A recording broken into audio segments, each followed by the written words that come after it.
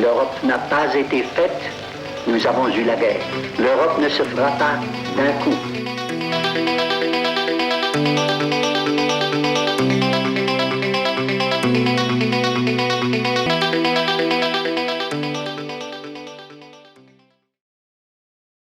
La Maison de l'Europe de Paris s'est orientée beaucoup vers la pédagogie, c'est-à-dire faire connaître aux citoyens, les plus nombreux possibles, ce qu'est le projet européen.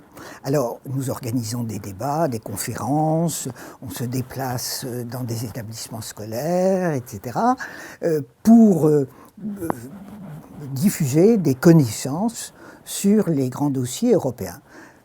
Très souvent, ça porte sur des questions économiques qui sont importantes.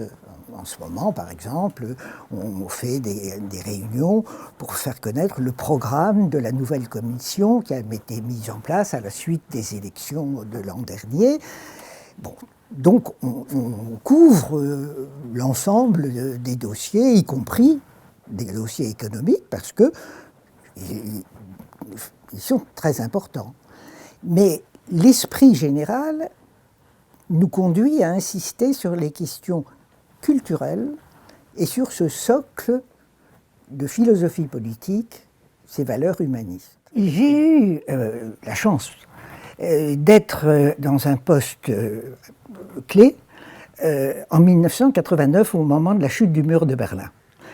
J'étais à cette époque secrétaire général du Conseil de l'Europe, lequel Conseil de l'Europe, créé en 1949, avait élaboré la fameuse Convention européenne des droits de l'homme.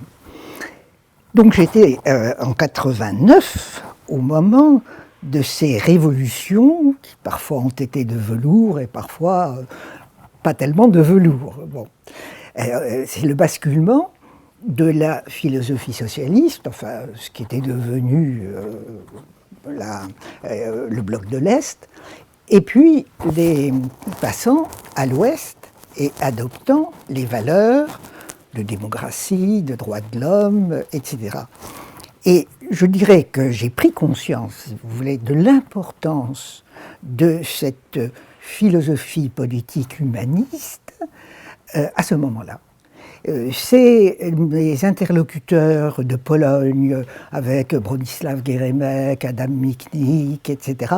C'est les interlocuteurs de Tchécoslovaquie avec Václav Havel et tous ceux qui entouraient Václav Havel. C'est eux qui m'ont fait comprendre l'importance des valeurs et, en l'occurrence, des valeurs humanistes. Les pères fondateurs, dès le départ, sont convaincus que pour une Europe nouvelle, pour écarter la barbarie auquel on avait abouti avec Hitler, Mein Kampf, etc., il fallait d'abord se mettre bien d'accord pour couper toutes les idées totalitaires fondée sur la xénophobie, sur le racisme, sur l'antisémitisme, anti-tziganes, enfin les camps d'extermination, etc. Il fallait écarter tout ça clairement, réaffirmer la force du courant humaniste, qui au fil des siècles s'était constitué en Europe. Et une fois qu'on a fait ça, alors on pourra passer à des choses qui sont aussi très importantes, mais qui sont moins essentielles que la philosophie politique qui doit être à la base du projet européen.